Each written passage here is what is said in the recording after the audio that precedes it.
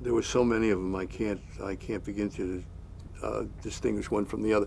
We had protests almost constantly all over, around the White House, on the Ellipse, on the Mall, at the Lincoln Memorial.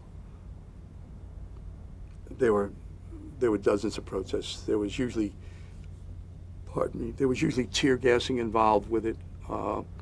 Some rioting, some people being clubbed or beaten or taken off to jail.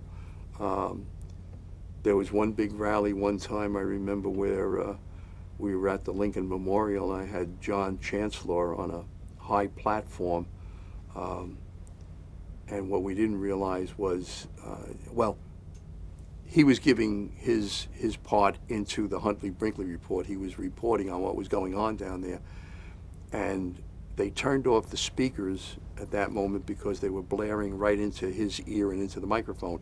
And at a signal that they had given him down below, they cut off that speaker, and they said they'd cut it on as soon as he finished.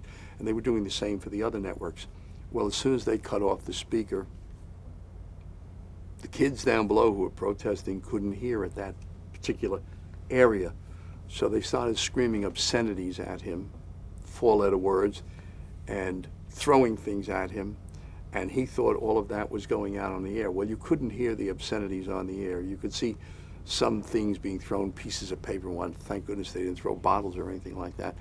But I've never seen, I've worked with John Chancellor so many times, but I've never seen him as unnerved as he was that time. And he screamed at me for putting him on a platform there. I was 8 feet up in the air, too.